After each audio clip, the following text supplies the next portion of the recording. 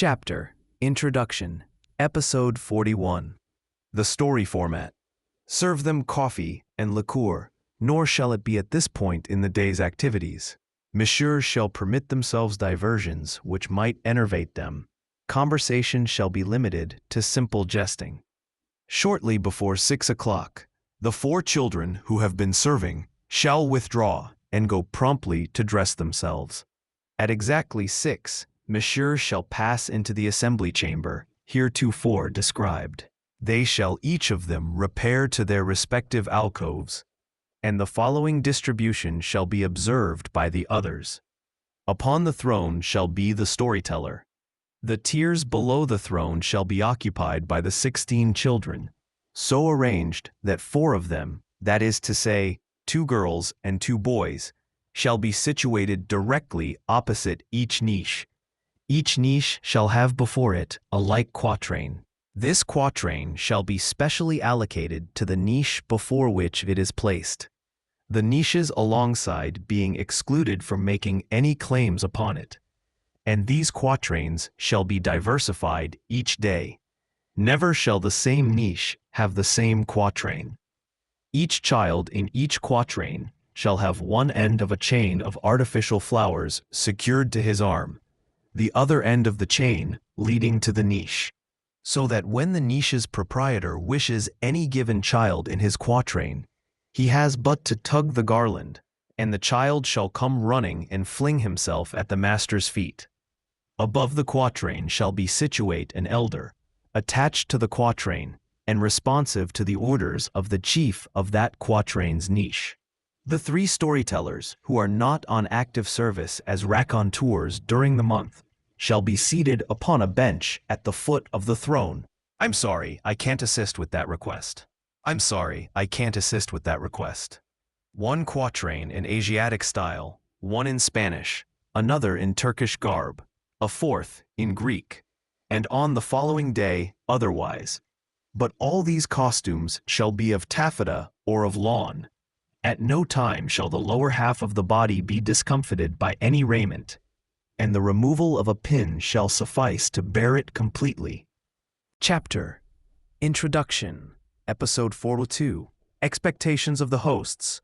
As for the elders, they shall alternately interpret the gray, nuns, fairies, sorceresses, and upon occasion, widows. The doors to the closets contiguous to the niches shall be kept at a warm temperature by stoves, and shall be garnished with all the appurtenances required for various debauches. 4 candles shall burn in each of the closets, and 50 in the auditorium. Punctually at 6 o'clock, the storyteller shall begin her story, which the friends may interrupt at any point and as frequently as they please. This narration shall last until 10 o'clock in the evening, and during this time, as its object is to inflame the imagination, every lubricity will be permitted, save however for those which might be prejudicial to the accrued schedule of deflowerings, which shall be at all times rigorously observed. Apart from this, messieurs may do what they like with their fucker, wife, quatrain elder, and even with the storytellers, if Miss Whim move them, and that either in their niche or in the adjacent closet. The narration shall be suspended for as long as the pleasures of him whose needs interrupt it continue, and when he shall have done and be sated, the tale shall be resumed. The evening meal shall be served at 10. The wives, the storytellers, and the 8 little girls shall without delay proceed to dine by themselves, women never being admitted to the men's supper. And the friends shall sup with the 4 fuckers not scheduled for night duty, and with 4 little boys. Aided by the elders, the 4 other boys shall serve. The evening meal concluded, messieurs shall pass into the salon for the celebration of what are to be called the orgies. Everyone shall convene there, both those who have supped apart and those who have supped with the friends, the 4 fuckers chosen for the night service being accepted. The salon shall be heated to an unusual temperature, and illuminated by chandeliers. All present shall be naked, storytellers, wives, little girls, little boys, elders, fuckers, friends, everything shall be pell-mell. Everyone shall be sprawled on the floor and, after the example of animals, shall change, shall commingle, entwine. Couple incestuously, adulterously, sodomistically, deflowerings being at all times banned. The company shall give itself over to every excess and to every debauch which may best warm the mind. When 'tis time for these deflowerings, it shall be at this moment and in these circumstances that those operations shall be performed. And once a child shall be initiate, it shall be available for every enjoyment, in all manners and at all times. The orgies shall cease at precisely 2 in the morning. The 4 fuckers designated for nocturnal exercise shall come, in elegant undress, to lead away each of them the friend, wherewith he is to bed. Each friend shall be provided also with one of the wives, or with a deflowered subject, when deflowered subjects there be, or with a storyteller, or with an elder to pass the night twixt her and. Chapter Introduction. Episode 43. Why the Castle was built. His fucker. And all this according to his disposition, whereunto but one clause is put, that he submit himself to prudent arrangements whence it may result, that each friend varies his companions every night, or is able so to do. Such shall be the daily order of procedure. In addition, each week of the 17 prescribed as the period of the sojourn at the chateau shall be marked by a festival. There shall be, first of all, marriages, full particulars relating to which shall be made available in due time and place. But as the first of these matches shall be made between the youngest of the children, who are not able to consummate them, they will in no wise disturb the schedule established for the deflorations. Marriages between adults being all post-defloratory, their consummation will damage nothing, since, in acting, the friends shall be enjoying only what has been enjoyed already. The 4 elders, to be held answerable for the behavior of their 4 children, shall, when it is faulty, report it to the month's presiding officer, and each Saturday there shall take place a common meeting out of punishments, at the time of the orgies. An exact list of accumulating delinquencies shall be kept until then. With what regards misbehavior on the part of the storytellers, their punishments shall be 1/2 that of the children, because their talents are to some purpose, and talent must always be respected. As for errors in the conduct of the wives, they shall always be rewarded by punishment double that given the children. Should any subject in some way refuse anything demanded of him, even when incapacitated, or when that thing is impossible, he shall be punished with utmost severity. 'Tis for him to provide, for him to discover ways and means. The least display of mirth, or the least evidence given of disrespect or lack of submission during the debauch activities, shall be esteemed one of the gravest of faults, and shall be one of the most cruelly punished. Any man taken flagrante delicto with a woman shall punished by the loss of a limb, when authorization to enjoy this woman has not hitherto been granted him. The slightest religious act on the part of any subject, whomsoever he be, whatsoever be that act, shall be punished by death. Chapter Introduction. Episode 44. The Final Preparations. Messieurs are expressly enjoined at all gatherings to employ none but the most lascivious language, remarks indicative of the greatest debauchery, expressions of the filthiest, the most harsh, and the most blasphemous. The name of God shall never be uttered, save when accompanied by invectives or imprecations, and thus qualified it shall be repeated as often as possible.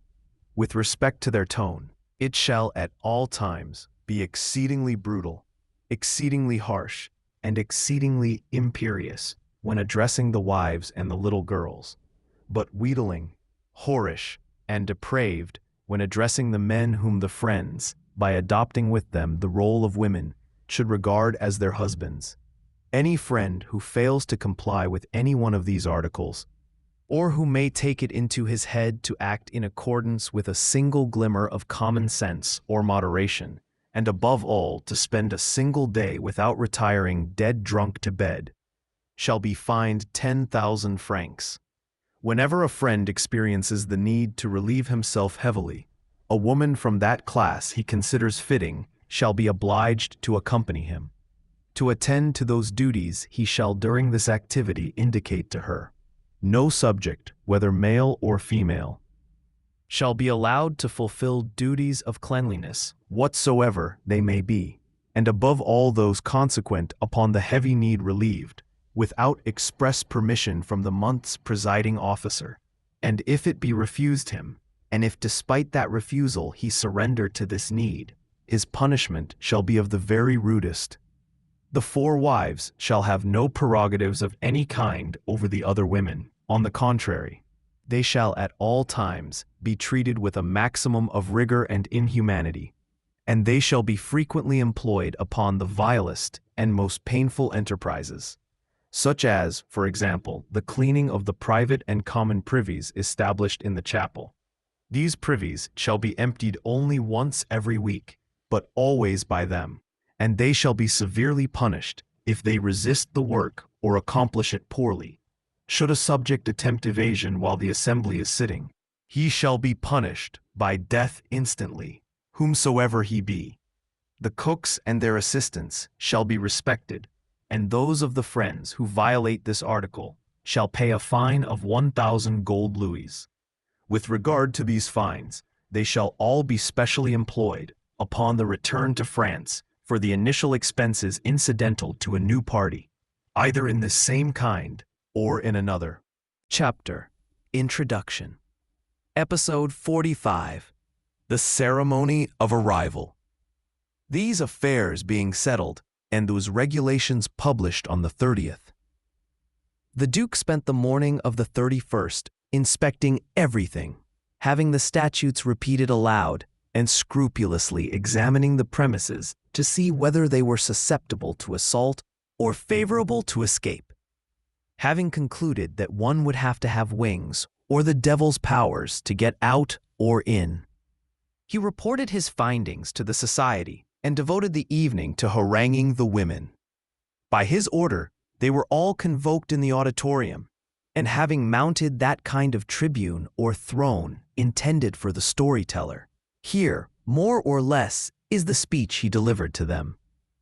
Feeble, unfettered creatures, destined solely for our pleasures, I trust you have not deluded yourselves into supposing that the equally absolute and ridiculous ascendancy given you in the outside world would be accorded you in this place, 1,000 times more subjugated than would these slaves.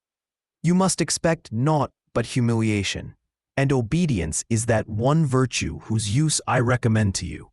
It and no other befits your present state. Above all, do not take it into your heads to rely in the least upon your charms. We are utterly indifferent to those snares, and you may depend on it, such bait will fail with us. Ceaselessly bear in mind that we will make use of you all, but that not a single one of you need beguile herself into imagining that she is able to inspire any feeling of pity in us. Roused in fury against the altars that have been able to snatch from us some few grains of incense, our pride and our libertinage shatter them as soon as the illusion has satisfied our senses.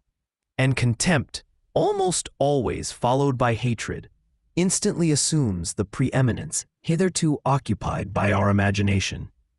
What furthermore might you offer that we do not know by heart already? What will you tender us that we shall not grind beneath our heels, often at the very moment delirium transports us? Useless to conceal it from you. Your service will be arduous, it will be painful and rigorous, and the slightest delinquencies will be requited immediately with corporal and afflicting punishments. Hence, I must recommend to you prompt exactness, submissiveness, and a total self-abnegation that you be enabled to heed naught but our desires. Let them be your only laws. Fly to do their bidding, anticipate them, cause them to be born. Not that you have much to gain by this conduct, but simply because, by not observing it, you will have a great deal to lose. Give a thought to your circumstances. Think what you are, what we are, and may these reflections cause you to quake. You are beyond the borders of France, in the depths of an uninhabitable forest, high amongst naked mountains. The paths that brought you here were destroyed behind you as you advanced along them. You are enclosed in an impregnable citadel. No one on earth knows you are here. You are beyond the reach of your friends, of your kin. Chapter Introduction, Episode 46, Assigning Roles. Insofar as the world is concerned, you are already dead, and if yet you breathe, 'tis by our pleasure, and for it only. And what are the persons to whom you are now subordinated? Beings of a profound and recognized criminality, who have no God but their lubricity, no laws but their depravity, no care but for their debauch, godless, unprincipled, unbelieving profligates, of whom the least criminal is soiled by more infamies than you could number, and in whose eyes the life of a woman, what do I say, the life of a woman? The lives of all women who dwell on the face of the earth, are as insignificant as the crushing of a fly. There will, doubtless, be few you, without the flutter of an eyelash, lend yourselves to them all, and faced with whatever it may be, show patience, submission, and courage. If unhappily, some amongst you succumb to our passion's intemperance, let her adjust bravely to her fate. We are not going to exist forever in this world, and the most fortunate thing that can befall a woman is to die young. Our ordinances have been read to you. They are very wise and well designed for your safety and for our pleasures. Obey them blindly, and expect the worst from us, should we be irritated by your misbehavior. Several amongst you have ties with us, I know, and perhaps they embolden you, and perhaps you hope for indulgence on this account. You would be most gravely mistaken were you to put much store by them. No blood attachment is sacred in the view of people like ourselves, and the more they seem so to you, the more their rupture will stimulate the perversity in our spirits. Daughters, wives, it is to you, then, I address myself at present. Expect us to grant you no prerogative.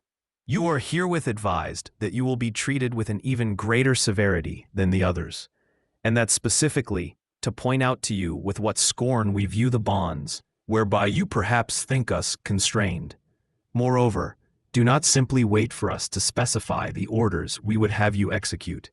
A gesture, a glance, often simply one of our internal feelings, will announce our desire, and you will be as harshly punished for not having divined it as you would be were you, after having been notified, to ignore that desire or flout it. It is up to you to interpret our movements, our glances, our gestures, to interpret our expressions, and above all, not to be mistaken as to our desires. Let us suppose, for example, this desire were to see a particular part of your body, and that through clumsiness, you were to exhibit some other. You appreciate to what extent such contempt would be upsetting to our imaginations, and you are aware of all that one risks by chilling the mind of a libertine who, let us presume, is expecting an ass for his discharge, and to whom some fool presents a cunt. By and large, offer your fronts very little to our sight. Remember that this loathsome part, which only the alienation of her wits could have permitted nature to create, is always the one we find most repugnant. And relative to your ass itself, there are precautions to observe. Not only would you be well advised, upon presenting it, to hide the odious lair which accompanies it, but it behooves you to avoid the display, at certain moments, of an ass in that certain state wherein. Chapter Introduction, Episode 47, A House Divided into Groups. Other folk desire always to find it. You probably understand me. And furthermore, the four duennas will furnish you later on with instructions, which will complete the explanation of everything. In short, shudder, tremble, anticipate, obey, and with all that, if you are not very fortunate, perhaps you will not be completely miserable. No intrigues amongst you, no alliances. None of that ridiculous friendship between the girls, which by softening the heart in one sense, in another, renders it both more ill-tempered and less well disposed to the one and simple humiliation to which you are fated by us.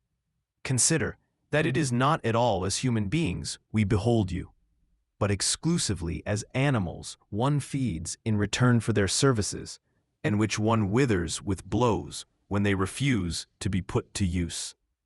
You have seen with what stringency you are forbidden anything resembling any act of religion whatsoever. I warn you, few crimes will be more severely punished than this one. It is only too well known that in your midst there are yet a few fools unable to bring themselves to abjure this infamous God and abhor his worship. I would have you know that these imbeciles will be scrupulously examined, and there is no extremity they will not suffer who are so unlucky as to be taken in the act. Let them be persuaded, these stupid creatures. Let them henceforth be convinced that in all the world there are not 20 persons today who cling to this mad notion of God's existence, and that the religion he invokes is nothing but a fable ludicrously invented by cheats and impostors, whose interest in deceiving us is only too clear at the present time. In fine, decide for yourselves, were there a God, and were this God to have any power, would he permit the virtue which honors him, and which you profess, to be sacrificed to vice and libertinage, as it is going to be? Would this all-powerful God permit a feeble creature like myself, who would, face to face with him, be as a mite in the eyes of an elephant?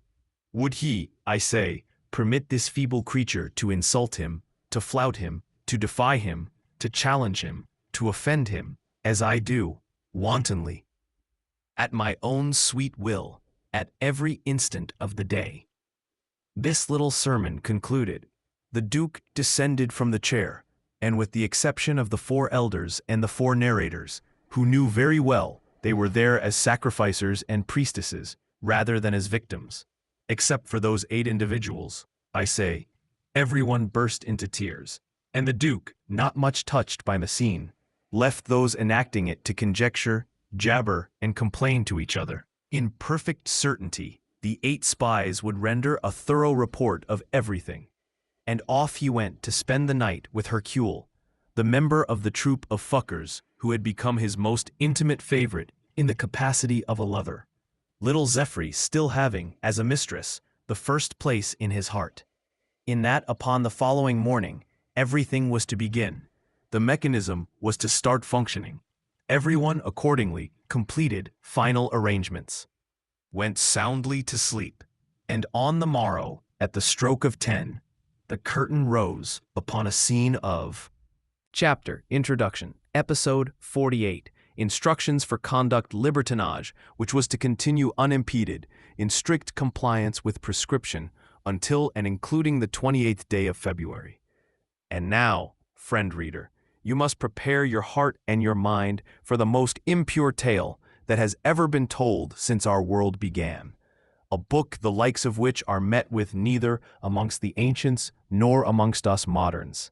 Fancy, now, that all pleasure-taking, either sanctioned by good manners or enjoined by that fool you speak of incessantly, of whom you know nothing, and whom you call nature, fancy, I say, that all these modes of taking pleasure will be expressly excluded from this anthology, of that whenever peradventure you do indeed encounter them here, they will always be accompanied by some crime or colored by some infamy. Many of the extravagances you are about to see illustrated will doubtless displease you.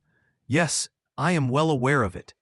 But there are amongst them a few which will warm you to the point of costing you some fuck. And that, reader, is all we ask of you. If we have not said everything, analyzed everything, tax us not with partiality, for you cannot expect us to have guessed what suits you best. Rather, it is up to you to take what you please and leave the rest alone. Another reader will do the same, and little by little, everyone will find himself satisfied. It is the story of the magnificent banquet. 600 different plates offer themselves to your appetite. Are you going to eat them all? No, surely not. But this prodigious variety enlarges the bounds of your choice. and delighted by this increase of possibilities, it surely never occurs to you to scold the amphitryon who regales you. Do likewise here. Choose and let lie the rest, without declaiming against that rest, simply because it does not have the power to please you. Consider that it will enchant someone else, and be a philosopher. As for the diversity, it is authentic. You may be sure of it. Study closely that passion, which to your first consideration seems perfectly to resemble another, and you will see that a difference does exist, and that, however slightly it may be, it possesses precisely that refinement, that touch, which distinguishes and characterizes the kind of libertinage wherewith we are here involved. We have, moreover, blended these 600 passions into the storyteller's narratives. That is one more thing whereof the reader were well to have foreknowledge. It would have been too monotonous to catalogue them one by one outside the body of the story. But as some reader, not much learned in these matters, might perhaps confuse the designated passions with the adventure or simple event in the narrator's life, each of these passions has been carefully distinguished by a marginal notation, a line above which is the title that may be given the passion. This mark indicates the exact place where the account of the passions begins, and the end of the paragraph always indicates where it finishes. Chapter Introduction, Episode 49, The First Warnings. But as numerous personages participate in a drama of this kind, notwithstanding the care we have taken in this introduction to describe and designate each one, we shall provide an index, which will contain the name and age of every actor, together with a brief sketch of them all, so that should the reader, as he moves along, encounter what seems to him an unfamiliar figure, he will have merely to turn back to this index. And if this little aid to his memory suffice not, to the more thorough portraits given earlier. The Romance of the School for Libertinage, Dramatis Personae. The Duc de Blanguise, 50, built like a satyr, endowed with a monstrous member and prodigious strength. He may be regarded as the depository of every vice and every crime. He has killed his mother, his sister, and 3 of his wives. The Bishop of XXX is his brother, 45 years old, more slender and more delicate than the Duke, a nasty mouth. He is deceitful, adroit, a faithful sectary of sodomy, active and passive. He has an absolute contempt for all other kinds of pleasure. He has brought about the cruel deaths of the 2 children whose sizable fortune was left in trust with him. He is a nervous type, so sensitive, he nearly swoons upon discharging. The President de Courval, 60, a tall, thin, lank man with sunken, dead eyes, an unhealthy mouth, the walking image of low license and libertinage, frightfully dirty about his body and attaching voluptuousness thereto. He has been circumcised. His erection is rare and difficult. It does take place, however, and he ejaculates almost every day. His tastes induce him to prefer men. All the same, he has no scorn for a maid. For singularities in his tastes, he has a fondness for old age and whatever is kin to him in filthiness. He is endowed with a member practically as thick as the Duke's. In late years he has seemed as though unstrung by debauchery, and he drinks a great deal. He owes his fortune solely to murders, and is nominally guilty of one, a dreadful one, whose details are contained in his biography previously given. When discharging, he experiences a sort of lubricious rage. It drives him to cruel deeds. D'Ursay, banker, 53, a great friend of the Duke, and his schoolmate. He is short, squat and chubby, but his body looks healthy, pretty, and lair. He has the figure of a woman, and all a woman's tastes. By his little firmness deprived from giving women pleasure, he has imitated that sex and has himself fucked at any time of day or night. He is also rather fond of a good mouthing. Chapter Introduction, Episode 50, Formal Opening of the Retreat. 'Tis the only expedient which is able to afford him an agent's pleasures. His pleasures are his only gods, and he is constantly prepared to sacrifice everything to them. He is clever, adroit, and has committed a profusion of crimes.